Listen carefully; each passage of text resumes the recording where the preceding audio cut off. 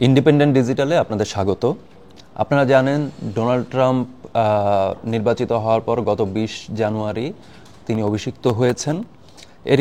এর আগে তার মন্ত্রিসভায় বা তার কর্মী বাহিনীতে এবারের প্রশাসনে আসলে কারা কারা আসতে পারেন সেটা নিয়ে এক ধরনের আলোচনা ছিল বিভিন্ন মারফত। আমরা এ নিয়ে প্রতিবেদনও প্রকাশ করেছি, এর আগে আলোচনাও আমরা করেছি যে কারা কারা আসতে পারেন। তো এরই মধ্যে 20 তারিখ আনুষ্ঠানিকভাবে দায়িত্ব গ্রহণের পর মনোনয়নটা অন্তত প্রকাশ্যে চলে এসেছে। মনোনয়নের জায়গাগুলো দেখা গেছে যে আলোচনায় যারা ছিলেন মোটামুটি তারাই মনোনয়নের কাতারে আছেন। এর মধ্যে কয়েকজন সেই মনোনয়ন পাওয়া কয়েকজন তাদের কনফার্মেশন হয়েছে সিনেটে।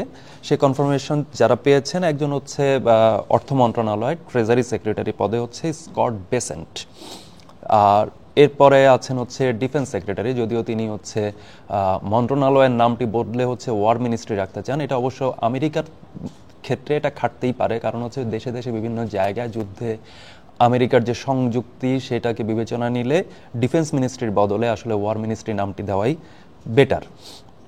সেই জায়গাটাতে এসেছেন পিট হেগসেথ। আর সিআইএ প্রধান তিনি অলরেডি কনফার্মড, তিনি জন র্যাডক্লিফ। এবং পররাষ্ট্রমন্ত্রী, এর মধ্যে ব্যাপক আলোচনা হয়েছে পররাষ্ট্রমন্ত্রী পদের জন্য। সবাই আসলে এই বিশ্বের অন্যান্য সকল দেশ আসলে মার্কিন পররাষ্ট্র মন্ত্রণালয়ের দায়িত্ব কে পান সেই দিকে তাকিয়ে থাকেন, তিনি মার্কো রুবিও। তো মার্কো রুবিও এর আগে 2016 সালে আপনারা যদি একটু স্মরণ করেন তাহলে মনে পড়বে যে 2016 সালে মার্কো রুবিও কিন্তু প্রেসিডেন্ট পদে প্রতিদ্বন্দ্বিতা করেছিলেন। তো শেষে প্রতিদ্বন্দ্বিতাকে তিনি ট্রাম্পের সঙ্গে মৈত্রীতে পরিণত করেছেন। এবং মজার বিষয় 2020 সালে ট্রাম্প যখন বিদায় নিলেন, ক্যাপিটল হিলে হামলার মতো অনেক ঘটনা হলো, ট্রাম্পের এগেনস্টে মামলা হলো, অনেক বিচিত্র কর না দেওয়ার কারণে মামলা হলো। এই পুরো সময়টাতে কিন্তু 20 সালের পর থেকে ট্রাম্প যখন বিপদে, তখন কিন্তু আসলে মার্কো রুবিও তার পাশে ছিলেন। খুবই অল্প সংখ্যক সে সময় শীর্ষকর্তাদের অনেকেই সরে পড়েছিলেন, এর মধ্যে জন বোল্টন আছে, এরকম অনেকেই সরে গিয়েছিলেন। মার্কো রুবিও ট্রাম্পের পাশেই ছিলেন। সেটার পুরস্কার হিসেবে তিনি এবার পররাষ্ট্র মন্ত্রণালয়ের মতো গুরুত্বপূর্ণ একটি দপ্তরের দায়িত্ব পেলেন। তো প্রথমে মার্কো রুবিওর প্রসঙ্গে আসা যাক। ডোনাল্ড ট্রাম্পের যে পজিশন, সেই ডোনাল্ড ট্রাম্পের পজিশনের সাথে তার পররাষ্ট্রনৈতিক কিছু তফাৎ আছে। কিছু তফাৎটা কীরকম? মার্কো রুবিও মনে করেন যুদ্ধের মধ্য দিয়ে বিরোধের সমাধান করা যায়, বা এতেই তিনি আসলে স্বস্তি বোধ করেন। বিপরীতে ডোনাল্ড ট্রাম্পের পজিশন তিনি আসলে বাণিজ্যকে হাতিয়ার হিসেবে ব্যবহার করে পররাষ্ট্রনৈতিক যে বিরোধগুলো সেটাকে তিনি সমাধান করার চেষ্টা করেন, বা তিনি সেদিকেই মনোযোগ দেন। আপনি জানেন যে আপনারা 2016 সালের ট্রাম্প প্রশাসনের ক্ষেত্রে আমরা দেখব যে চীনের সাথে বাণিজ্য যুদ্ধ, একেবারে বাণিজ্য যুদ্ধ, ট্রেড ওয়ার, এই শব্দ বন্ধ দিয়েই কিন্তু সেটা পরিচিতি পেয়েছিল। সেটা ছিল শুল্কারোপ এবং পাল্টা শুল্কারোপের যে নীতি, সেটা এবারও কিন্তু সেই নীতিতে ফিরে আসছে। তো এই জায়গায় স্বাভাবিকভাবে একটা প্রশ্ন আসে যে মধ্যপ্রাচ্য সদা উত্তপ্ত একটা অঞ্চল, উত্তেজনা সবসময়ই থাকে সেখানে। আমরা জানি গাজা যুদ্ধে এক ধরনের শান্তি প্রক্রিয়ার মধ্যে বা যুদ্ধবিরতির মধ্য দিয়ে একটা সমাধানের দিকে আসছে, যদিও আসলে হামলা বা ইসরায়েল বাহিনীর উপরে অনেক ধরনের বিরুদ্ধে নানা ধরনের অভিযোগ আছে যে তারা এখনো খাবার ঢুকতে দিচ্ছে না, এই ধরনের নানান অভিযোগ এখনো চলমান। কিন্তু ইসরায়েল এবং গাজা, ফিলিস্তিন, এটা মধ্যপ্রাচ্যের যাবতীয় উত্তেজনার অন্যতম ভরকেন্দ্র হিসেবে আমরা বলতে পারি। সেই জায়গার দিকে যদি আমরা তাকাই তাহলে আমরা দেখব মার্কো রুবিওর পজিশনটা আসলে কি। মার্কো রুবিওর দৃষ্টিতে পশ্চিম তীরকে উনি মনে করেন যে এটা ইহুদিদের এইখানটাতে থাকার কথা এবং তিনি সেটাকেই অগ্রাধিকার দেবেন। তো এই জায়গাটাতে মার্কো রুবিওর রিক্রুট দিয়ে আসলে বোঝা যাচ্ছে যে পররাষ্ট্রনৈতিক জায়গায় আসলে আমেরিকা কোন পজিশনটাতে যাবে বা যেতে যাচ্ছে সেটার কিছু নমুনা আমরা দেখেছি যে ডোনাল্ড ট্রাম্পের তরফ থেকে বা তার প্রশাসনের তরফ থেকে ইতোমধ্যেই একটি প্রস্তাব এসেছে যে মিশর যেন ফিলিস্তিনের যেই অধিবাসী তাদেরকে যেন নিয়ে নেয়, ফিলিস্তিন যেন খালি করে দেয়। খুবই ইন্টারেস্টিং একটি বিষয়, যখন যুদ্ধবিরতির মতো একটি বিষয় চলমান, অনেক কাঠখড় পুড়িয়ে যুদ্ধবিরতি, প্রায় 50,000-এর মতো মানুষের মৃত্যুর মধ্য দিয়ে যুদ্ধবিরতিতে পৌঁছানো গেল, সেই সময় এই ধরনের একটি বার্তা আমরা পেলাম। তো মার্কো রুবিও আসলে একই নীতিতে চালাবেন বলেই মনে করা যায় আসলে। দ্বিতীয় যে জায়গা, জন র্যাডক্লিফ, তিনি এসেছেন সিআইএ প্রধান। আপনাদের স্মরণে থাকার কথা যখন হচ্ছে নির্বাচনী প্রচার চলছে, ডোনাল্ড ট্রাম্প আসলে ওই সময়েই বলেছেন যে গোয়েন্দা দপ্তরগুলো তিনি ঢেলে সাজাবেন। সেটার মধ্যে সিআইএ যেমন আছে, জাতীয় গোয়েন্দা দপ্তর আছে, এর বাইরে আছে হচ্ছে এফবিআই আছে, এই যাবতীয় দপ্তরগুলো আসলে উনি ঢেলে সাজাবেন। উনি এই দপ্তরগুলোর শীর্ষ পর্যায়ে বড় ধরনের রদবদল করবেন বলে তিনি প্রতিশ্রুতি দিয়েছিলেন। সে প্রতিশ্রুতি তিনি রেখেছেন সিআইএ এর প্রধান হিসেবে জন র্যাডক্লিফের নাম প্রস্তাব করে। তো এই জায়গাটাতে আসলে কেন তিনি এই জায়গায় অবশ্যই চেঞ্জটা আনতে যাচ্ছেন, একটা তো ব্যক্তিগত কারণ এই দপ্তরগুলোই আসলে তার বিরুদ্ধে নানান অভিযোগের পরিপ্রেক্ষিতে তদন্ত চালিয়েছিল, তদন্তে প্রতিবেদন দিয়েছিল, যেটা অবশ্যই ডোনাল্ড ট্রাম্পের পছন্দ হওয়ার কথা না, কারণ তাকে আদালত পর্যন্ত যেতে হয়েছিল। তো এটা গেল হচ্ছে সিআইএ এর প্রসঙ্গ। এর বাইরে পিট হেগসেট, তার কথা আগেই বলেছি, তিনি ওয়ার মিনিস্ট্রি করতে চান। এছাড়াও তিনি যে জিনিসটি করতে চান সেটা হচ্ছে মার্কিন সামরিক বাহিনীতে সাম্য এবং বৈচিত্র্য, এই জিনিসকে তিনি আর হচ্ছে কোনোভাবে প্রশ্রয় দিতে চান না। তিনি স্বঘোষিতভাবে সাম্য এবং বৈচিত্র্য নীতির বিরোধী। এবং সেটা কীরকম, সেটা তিনি বলছেন যে যুদ্ধের ময়দানে নারী সেনাদের উপস্থিতি তিনি যতটা সম্ভব কমিয়ে আনবেন, এবং তিনি চান না যুদ্ধের ময়দানে নারী সেনারা যাক। অর্থাৎ সেক্ষেত্রে এক ধরনের সেনা হিসেবে রিক্রুট হলেও নারীরা আর পুরুষরা আসলে একই ধরনের কাজে হয়তো আর যুক্ত থাকবেন না, সেখানে এক ধরনের বৈষম্য চলে আসবে, যেটাকে ডোনাল্ড ট্রাম্প প্রশাসন এখন বলা যায় যে এক রকমের নিরুৎসাহিত করছে। আরেকটি আসছে হচ্ছে ট্রেজারির কিছু নমুনা আমরা এর মধ্যে পেয়েছি। সেটা হচ্ছে ট্রেজারিতে হচ্ছে স্কট বেসেন্ট নিযুক্ত হয়েছেন। তিনি তার প্রতিশ্রুত বিষয়টি হচ্ছে তিনি আসলে কি করবেন, কর কাঠামো ঢেলে সাজাবেন, প্রথম কথা। দ্বিতীয় কথা হচ্ছে সরকারি আয় ব্যয় ঋণ ইত্যাদিকে তিনি সংকোচনের রাস্তায় যাবেন। তৃতীয় হচ্ছে তিনি বলছেন যে জ্বালানি ব্যয় কমিয়ে আনবেন এবং টোটাল হচ্ছে নিয়ন্ত্রণ কমিয়ে দেবেন, অর্থাৎ ব্যবসা প্রতিষ্ঠানগুলোর উপর তিনি নিয়ন্ত্রণ কমিয়ে দেওয়ার কথা বলছেন।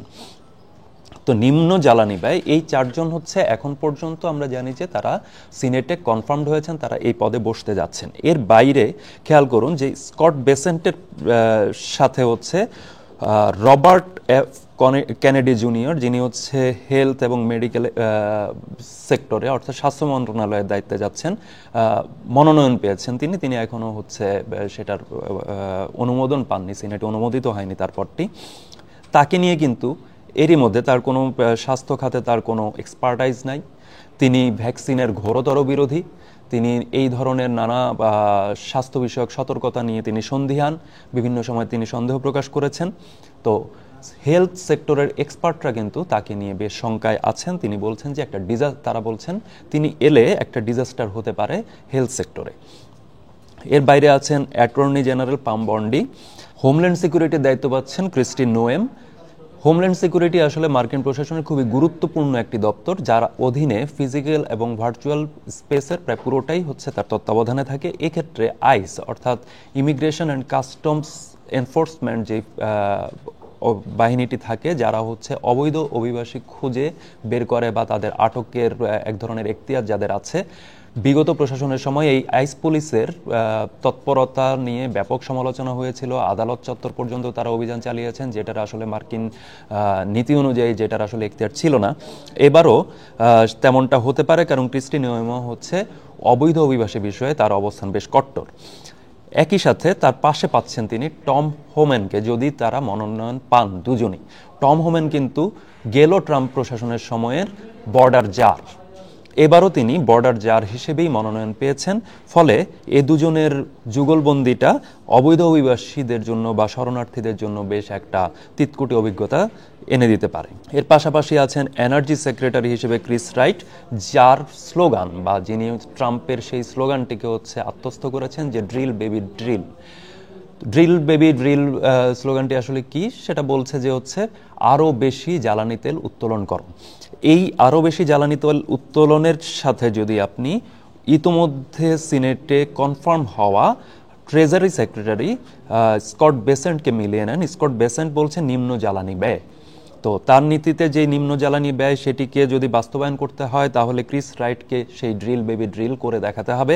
এবং সেইটা যদি করেন, তাহলে এইদিকে আমার যেই ক্লাইমেট ইস্যুতে যেই অংশটা রয়েছে, সেই ক্লাইমেট ইস্যুতে ডোনাল্ড ট্রাম্প প্রশাসনের পূর্বতন যে অবস্থান, সেই অবস্থানে কোনো বদল আসলে হয়নি।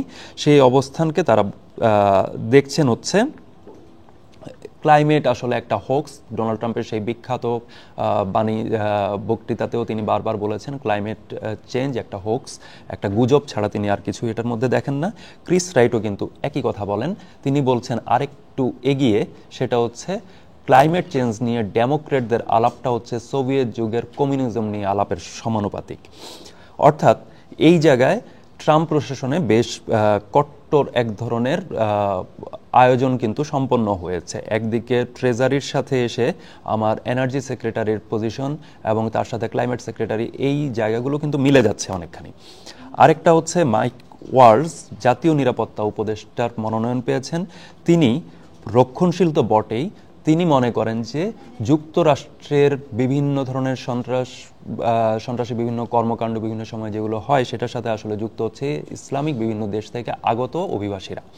অর্থাৎ ইসলাম প্রশ্নে তিনি বেশ কট্টর অবস্থানে আছেন। ২৭ বছর ধরে সেনাবাহিনীতে কাজ করা অভিজ্ঞ এই ব্যক্তি শেষ পর্যন্ত জাতীয় নিরাপত্তা উপদেষ্টার দায়িত্ব পেলে তিনি আসলে হচ্ছে মার্কো রুবিওর যে পজিশন পররাষ্ট্রনীতির ক্ষেত্রে, জাতীয় নিরাপত্তার ক্ষেত্রে মাইক ওয়ালজের নীতি সেটার সাথে অনেকখানি মিলে যাবে। এর পাশে যদি আমরা রাখি পাম বন্ডি বা হচ্ছে হোমল্যান্ড সিকিউরিটির ক্রিস্টি নোয়েমের প্রসঙ্গটি, তাহলে দেখা যাবে যে এই জায়গায় আরেক ধরনের সংযোগ তৈরি হচ্ছে। এ তো গেল হচ্ছে কট্টর অবস্থান, অর্থাৎ ইসলামোফোবিক যে অংশটি আছে, বা অবৈধ অভিবাসী বা অভিবাসী মাত্রই অপরাধী। এর আগে ডোনাল্ড ট্রাম্প প্রশাসন হচ্ছে চায়নাদের নিয়ে এই ধরনের কথা বলেছে, মেক্সিকানদের নিয়ে এবারও কথা বলেছেন। এই ধরনের যে বক্তব্যগুলো, সেটাকে বাস্তবায়নের জন্য যেই বাহিনী বা যে লিডারদের প্রয়োজন, সেই জায়গায় কিন্তু আসলে ওই ধরনের ব্যক্তিকেই তিনি পদায়নের জন্য মনোনয়ন দিয়েছেন। এবার আসা যাক সবচেয়ে আলোচনায় থাকা এবারের দুটি মনোনয়ন নিয়ে। একটি হচ্ছে ইলন মাস্ক এবং আরেকটি হচ্ছে বিবেক রামাস্বামী। দুজনই ব্যবসায়ী, দুজনই বিলিয়নিয়ার, দুজনেই আসলে এমন একটি দপ্তরের দায়িত্ব পাচ্ছেন যেটা ডগ নামে, সংক্ষেপে ডগ নামে পরিচিত, অর্থাৎ সরকারি কাজের দক্ষতা নিয়ে যে ডিপার্টমেন্টটি কাজ করবে। এরা আসলে কি ধরনের প্রতিশ্রুতি দিয়েছে? এরা প্রতিশ্রুতি দিয়েছে যে প্রচুর ব্যুরোক্রেটিক যে ঝামেলাগুলো, আমলাতান্ত্রিক যে ঝামেলা, সেটা হচ্ছে কমিয়ে আনা হবে, কর্মী জনবল কমানো হবে, ব্যয় সংকোচন করা হবে। অহেতুক, তাদের মতে হচ্ছে অহেতুক অনেক কর্মী সরকারি কাজে নিযুক্ত আছে। এরই কিছু নমুনা কিন্তু আমরা এর মধ্যে দেখেছি। ইউএসএআইডির বেশ কয়েকজনকে হচ্ছে ছুটিতে পাঠিয়ে দেওয়া হয়েছে বাধ্যতামূলক। 17 জন স্বাধীন মহাপরিদর্শককে হচ্ছে ছাঁটাই করা হয়েছে, যদিও এটার নীতিতে থাকে আগে থেকে এই প্রস্তাবটি হচ্ছে কংগ্রেসে তুলতে হবে, কিন্তু সেটা না তুলেই তাদেরকে ছাঁটাই করা হয়েছে। এই বিষয়গুলো কিন্তু ইতোমধ্যেই আমরা দেখতে পেয়েছি। পাশাপাশি আরেকটি করের প্রসঙ্গে যদি আসি, করের জায়গায় বলা হয়েছে যে আয়কর সেভাবে আর নেওয়া হবে না। এটা কিছুটা স্বস্তির, যারা হচ্ছে নিম্ন আয়ের মানুষ তাদের জন্য স্বস্তির, যে হচ্ছে তারা আয়করের যেই র্যাকেট সেটা থেকে বেরিয়ে গেলেন। কিন্তু এইটা একই সঙ্গে এই প্রশ্নটি তুলে দেয় যে তাহলে কর্পোরেট করের কী হবে, সেটা এখনও কিন্তু স্পষ্ট নয়।